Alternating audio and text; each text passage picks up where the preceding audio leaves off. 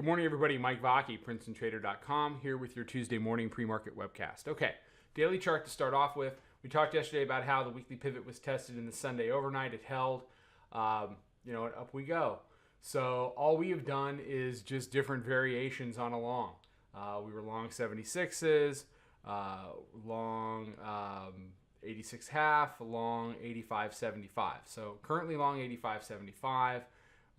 We took profits overnight. I have a runner, the room has a runner even stop. I mean, we're just letting it work. It's a situation where the bears really have no credibility as long as they're above the weekly pivot. We're now in an upper band ride. You can see that here, riding this yellow line, the upper Bollinger Band. And as long as that's the case, they're going to walk things down in the morning. They're going to find an area to buy, and they're going to come on in and buy it. We didn't even really get to that point yesterday. It pretty much blasted up off the open, and then it was just a very slow bleed. Very slow bleed, very steady bleed, and you wake up and you're at 25.93 half. That's, not quite 20 handles of work put in over 2 days, and it's all pretty much straight up. So what do the bears need to do? Well, the first thing they need to do is break the band ride. They can't do that today. The band ride will survive into tomorrow. They would need to spend the entire day without interacting with the upper band. Basically, price would need to be below it. And then they would need to trade below the prior day low. If they can do those things, then maybe, just maybe, we get a retest of weekly pivot and the 9-day simple moving average. But unless the landscape of this market changes, the move back to the 9-day simple, the move back to weekly pivot is going to be a buy. Now, am I a perma bull? No. What I am I'm a perma what's working. And right now what's working is buying dips and letting longs run. When the bears find their car keys and we get a pullback, I will be perma sell rallies because that's what's working. So the reason you're not having me give you a bunch of bear scenarios is until the bears can, find their car keys, there are no bear scenarios because every one of these moves back gets bought. When they stop getting bought, then the bear scenarios will pop out. But if you're watching a market on an upper band ride do 20 since Sunday night and all that's popping into your head are bear scenarios, you're fighting the tape. Don't fight the tape because you're going to put yourself in a position where you're going to be either taking paper cuts or larger losses or whatever.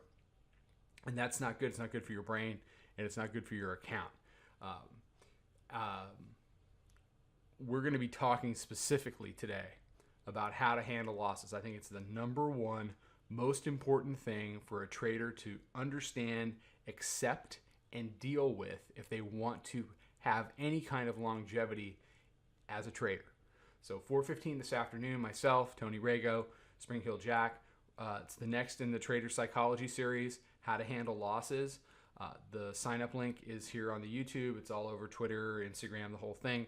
Come and join us. Sign up. That way you get the recording because I think it's something that everybody, whatever you trade, futures, stocks, options, baseball cards, you need to understand how to handle losses or you're not going to be in a psychological position to let your winners run and grow your account. Bottom line. So I hope to see everybody there.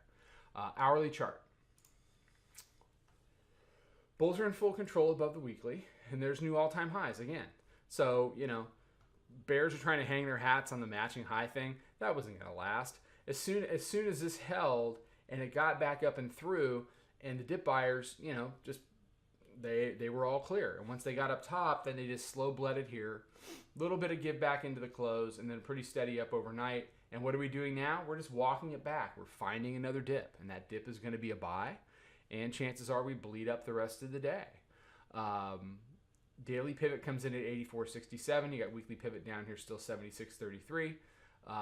So any move back to the daily pivot that holds, if it happens in the right time of day, we've talked about the morning turn in the past. You're looking at 10 o'clock to 10:30 in the morning, typically when these things like to find their feet, and the dip buyers feel like they can move it up higher. You don't want to be shorting in the hole in these situations. Let's say we do break down today. All right, I'll go there with you. Let's say we break down today. Okay, you don't short the breakdown. Okay, you wait for the dip buyers to come in because they will. You let it pop. You let the lower high happen, then you short the lower high against the lower high. You keep it tight, and then you see if they can go down and do weekly pivot. That's how you short the market. You don't start the market here, here, here, here, here, here. I mean, what are you, nuts? It's just going to keep on rolling. You need lower highs. You need lower highs to short. So I'll be interested to see if this pullback, when they pop this, if it can't do 25.93 half again, there might potentially be a short there for a trade. But we'll see. All right. Everybody have a great day. I'll be around for the midday update. I will do the wrap up. Twitter, Instagram.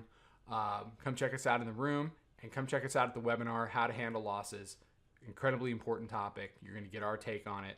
I will see everybody there. Trade them well. Follow us over on Twitter, Instagram, and Snapchat at Princeton Trader. Check us out on Facebook and join us for a free trial at www.princetontrader.com. Trade them well.